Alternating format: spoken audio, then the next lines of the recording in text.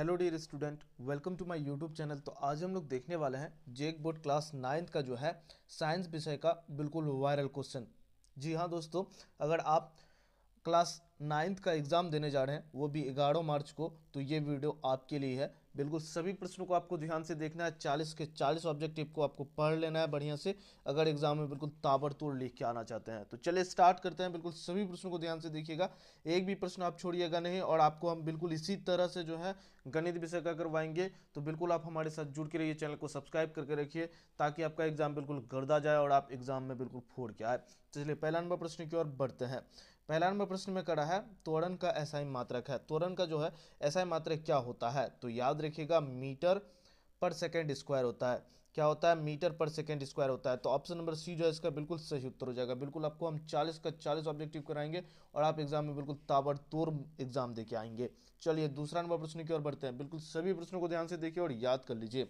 दूसरा नंबर प्रश्न में करा है निम्न में से कौन सा सदिश राशि नहीं है। निम्न में से कौन सा जो है सदिश राशि नहीं है? विस्थापन, चाल, त्वरण या भार। तो इसका जो दो का जो सही उत्तर होगा वो हो जाएगा चाल जो है वो सदिश राशि नहीं है। ऑप्शन नंबर बी जो है इसका बिल्कुल सही उत्तर हो जाएगा। बिल्कुल सभी प्रश्नों को ध्यान से देखिए और याद करते चलिए। चलिए बढ़ते हम लोग तीसरा नंबर प्रश्न की ओर बढ़ते हैं। कर है इकाई समय में वस्तु के द्वारा तय की गई दूरी है। इकाई समय में वस्तु के किसी वस्तु के द्वारा जो है तय की गई दूरी को क्या कहते हैं? चाल कहते हैं, वेग कहते हैं, विस्थापन कहते हैं या त्वरण कहते हैं। तो तीन का जो सही उत्तर होगा वो हो जाएगा ऑप्शन नंबर ए, चाल कहते हैं। इकाई समय में तय की गई दूरी को क्या कहते हैं? चाल कहते हैं। ऑप्शन नंबर ए जो है इसका बिल्कुल सही उत्तर हो जाएगा। चलिए आगे बढ़ते हम लोग चौथा नंबर प्रश्न की ओर बढ़ते हैं। बिल्कुल आपको हम गणित विषय का भी वायरल क्वेश्चन पेपर देंगे, आप हमारे साथ जुड़ के रहिए, चैनल को सब्सक्राइब करके रखिए। चलिए 4 नंबर प्रश्न की ओर बढ़ते कर रहा है निम्न में कौन सही है। निम्न में से कौन सा जो सही है, तो याद रखिएगा 4 का जो सही उत्तर होगा वो हो जाएगा ऑप्शन नंबर सी हो जाएगा। एस बराबर होता है यू टी +1/2 AT स्क्वायर। तो ऑप्शन नंबर सी जो है इसका बिल्कुल सही उत्तर है। चलिए आगे बढ़ते हम लोग 5 नंबर प्रश्न की ओर बढ़ते हैं। बिल्कुल सभी प्रश्नों को ध्यान से देखिए और याद करते चलिए, एग्जाम में बिल्कुल ताबड़तोड़ एग्जाम देने वाले हैं आप लोग। 5 नंबर प्रश्न में करा है 3 kg द्रव्यमान की वस्तु पर 12 न्यूटन की बल लगाने से त्वरण उत्पन्न त्वरण होगा।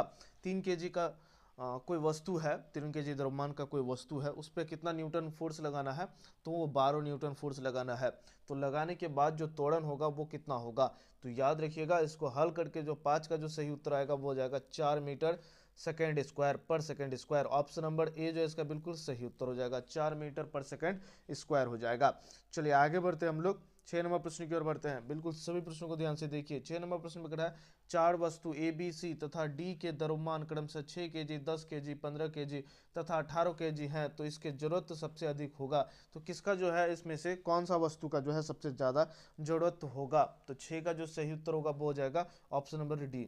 ऑप्शन नंबर डी मतलब आपका 18 kg का जो है सबसे ज़्यादा जरूरत होगा। तो ऑप्शन नंबर डी जो है इसका बिल्कुल सही उत्तर हो जाएगा। चलिए आगे बढ़ते हम लोग 7 नंबर प्रश्न की ओर बढ़ते हैं। 7 नंबर प्रश्न में कहा है न्यूटन का गति का कौन सा नियम बल की परिभाषा देती है। न्यूटन का कौन सा गति का नियम जो है वो बल को परिभाषित करता है? तो 7 का जो सही उत्तर होगा वो हो जाएगा दूसरा, जो है न्यूटन का दूसरा नियम जो है जो बल को परिभाषित करता है। तो ऑप्शन नंबर बी जो है इसका बिल्कुल सही उत्तर हो जाएगा। चलिए आगे बढ़ते हम लोग 8 नंबर प्रश्न की ओर बढ़ते हैं। 8 नंबर प्रश्न में कहा है किस एम द्रव्यमान की वस्तु जिसका वेग जो है वी है उसका संवेग क्या होगा? तो किसी क्या बोल रहा है, एम द्रव्यमान की वस्तु जिसका वेग जो है वो वी है उसका संवेग क्या होगा? तो एम भी हो जाएगा। ऑप्शन नंबर डी जो है इसका बिल्कुल सही उत्तर हो जाएगा। चलिए बढ़ते हम लोग 9 नंबर प्रश्न की ओर बढ़ते हैं। 9 नंबर प्रश्न में कहा है सार्वत्रिक गुरुत्वाकर्षण स्थिरांक जी का मान होता है। तो 9 का जो सही उत्तर होगा वो हो जाएगा ऑप्शन नंबर बी हो जाएगा 6.67 इंटू 10⁻⁻11 न्यूटन मीटर स्क्वायर बटे kg square. Option number B जो है इसका बिल्कुल सही उत्तर हो जाएगा। चलिए आगे बढ़ते हम लोग 10 नंबर प्रश्न की ओर बढ़ते हैं। 10 नंबर प्रश्न में कहा 1 किलोग्राम द्रव्यमान वाले पिंड का भार है। 1 किलोग्राम द्रव्यमान वाले पिंड का भार क्या होगा? तो 10 का जो सही उत्तर होगा वो हो जाएगा ऑप्शन नंबर सी 9.8 न्यूटन। कितना? 9.8 न्यूटन 1 किलोग्राम द्रव्यमान वाले पिंड का भार होगा।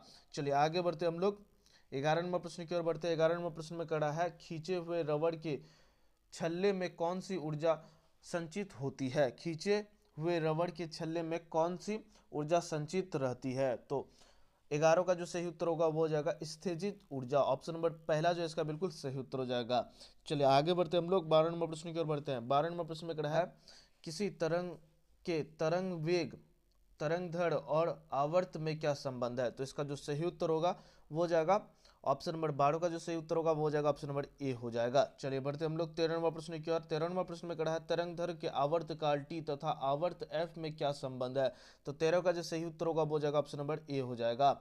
चलिए आगे बढ़ते हम लोग 14 नंबर प्रश्न की ओर बढ़ते हैं। देखिए ये आपका जो है ओरिजिनल वायरल क्वेश्चन पेपर नहीं, इस वीडियो के बाद जो है वो ओरिजिनल बिल्कुल वायरल क्वेश्चन पेपर देने वाले हैं। तो बिल्कुल आप हमारे चैनल को सब्सक्राइब करके रखिए ताकि जब वो वीडियो आए सबसे पहले आप तक पहुंचा। आप एग्जाम में बिल्कुल गर्दा मचा।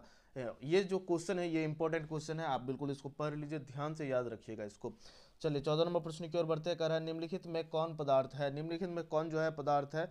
गंध, ठंड और उसके बाद प्रेम या ठंडा पेयजल, मतलब पीने वाला जो पानी होता है ठंडा पीने वाला। तो पदार्थ क्या हो जाएगा, ठंडा पीने वाला जो पानी है वो हो जाएगा। तो 14 का ऑप्शन नंबर डी हो जाएगा, बिल्कुल सही उत्तर हो जाएगा। चलिए आगे बढ़ते हम लोग 15 नंबर प्रश्न की ओर। कराएं निम्नलिखित में कौन कोलाइड है। निम्नलिखित में कौन जो है को लाइड है। ऑप्शन नंबर इसका जो 15 का जो सही उत्तर होगा वो हो जाएगा ऑप्शन नंबर सी, धुआं जो है वो कोलाइड। ऑप्शन नंबर सी जो इसका बिल्कुल सही उत्तर है। चलिए बढ़ते हम लोग 16 नंबर प्रश्न की ओर बढ़ते हैं। 16 नंबर प्रश्न में कहा है यौगिक का एक उदाहरण है। यौगिक का उदाहरण कौन है। तांबा, हाइड्रोजन, ऑक्सीजन या जल। तो इस याद रखिएगा 16 का जो सही उत्तर होगा वो हो जाएगा जल जो है वो यौगिक का उदाहरण है। ऑप्शन नंबर डी जो है इसका बिल्कुल सही उत्तर हो जाएगा। चलिए आगे बढ़ते हम लोग 17 नंबर प्रश्न की ओर बढ़ते हैं।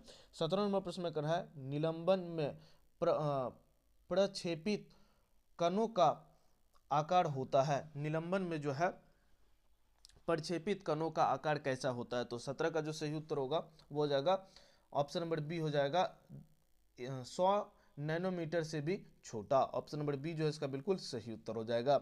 चलिए आगे बढ़ते हम लोग 18 नंबर प्रश्न की ओर। 18 नंबर प्रश्न में कहा साधारण नमक का रासायनिक सूत्र है।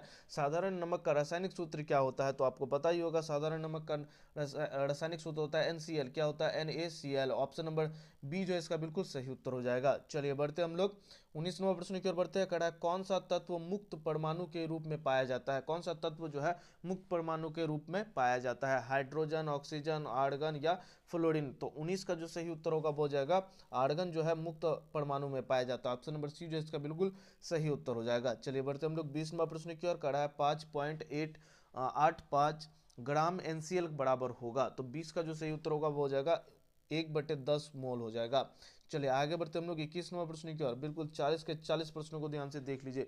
21 नंबर प्रश्न में कहा है 6.022 इंटू 10⁻23 कणों के समूह को क्या कहते हैं। तो याद रखिएगा 21 का जो सही उत्तर होगा वो हो जाएगा मोल कहते हैं। क्या कहते हैं, मोल कहते हैं। चलिए आगे बढ़ते हम लोग 22 नंबर प्रश्न की ओर। 22 नंबर प्रश्न में कहा है परमाणु के तीसरे कोष में अधिक से अधिक कितने इलेक्ट्रॉन रह सकते हैं। परमाणु के तीसरे कोष में जो है अधिक से अधिक कितना इलेक्ट्रॉन रह सकता है। तो 22 का जो सही उत्तर होगा वो हो जाएगा ऑप्शन नंबर डी हो जाएगा 18 इलेक्ट्रॉन रह सकता है। कितना, 18 इलेक्ट्रॉन रह सकता है। चलिए बढ़ते हम लोग 23 नंबर प्रश्न की ओर बढ़ते हैं। 23 नंबर प्रश्न में कहा है मैग्नीशियम का सही इलेक्ट्रॉनिक विन्यास निम्न में कौन सा है। मैग्नीशियम का जो है सही इलेक्ट्रॉनिक विन्यास निम्न में कौन सा है। तो इस याद रखिएगा 23 का जो सही उत्तर होगा वो हो जाएगा 28,2। ऑप्शन नंबर सी जो है इसका बिल्कुल सही उत्तर हो जाएगा। चलिए बढ़ते हम लोग 24 नंबर प्रश्न की ओर। करा है किस कण में द्रव्यमान होता है किंतु आवेश नहीं होता है। किस कण में जो है द्रव्यमान होता है लेकिन आवेश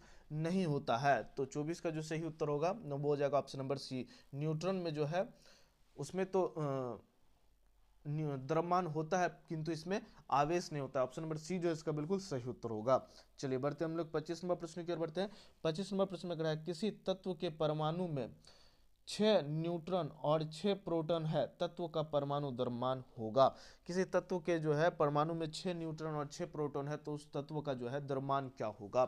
तो याद रखिएगा 25 का जो सही उत्तर होगा वो हो जाएगा ऑप्शन नंबर सी हो जाएगा 12 होगा। कितना होगा, 12 होगा। 6 गो न्यूट्रॉन और 6 गो प्रोटॉन है तो कितना हो जाएगा, 12 हो जाएगा।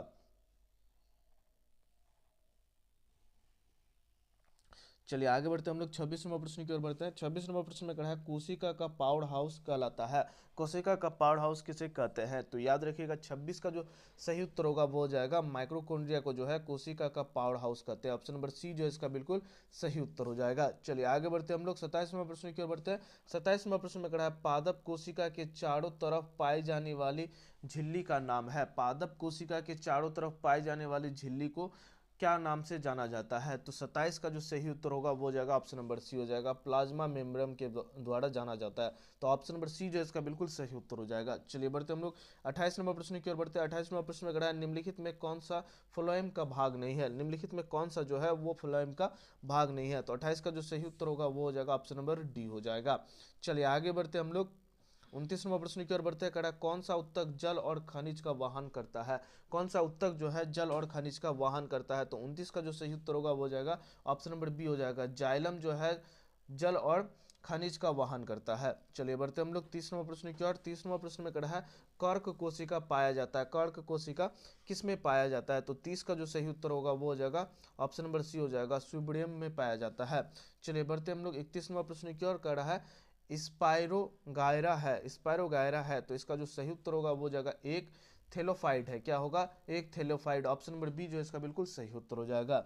चलिए बढ़ते हम लोग 32वां प्रश्न की ओर। कड़ा एक कोशीय जंतु है। एक कोशीय जंतु इनमें से कौन सा है? तो 32 का जो सही उत्तर होगा वो हो जाएगा ऑप्शन नंबर बी, अमीबा जो है वो एक कोशिकीय जंतु है। ऑप्शन नंबर बी जो है इसका बिल्कुल सही उत्तर हो जाएगा। चलिए बढ़ते हम लोग 33वां प्रश्न की ओर। कड़ा है किस जंतु में विषैले उपांग पाए जाते हैं? तो इसका जो 33 का जो सही उत्तर होगा वो हो जाएगा बिच्छू में जो है विषैले उपांग पाए जाते हैं। ऑप्शन नंबर डी जो है इसका बिल्कुल सही उत्तर हो जाएगा। चलिए आगे बढ़ते हम लोग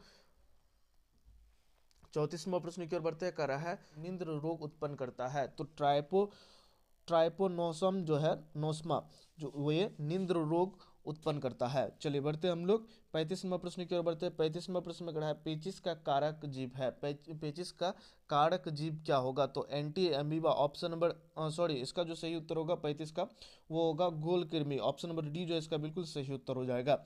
चलिए बढ़ते हम लोग 36वां प्रश्न की ओर बढ़ते हैं। 36वां प्रश्न में कहा है आयन मंडल का विस्तार है। आयन मंडल का जो विस्तार कहाँ से कहाँ तक है? तो याद रखिएगा 36 का जो सही उत्तर होगा वो हो जाएगा 80 किलोमीटर से लेकर के 640 किलोमीटर तक है।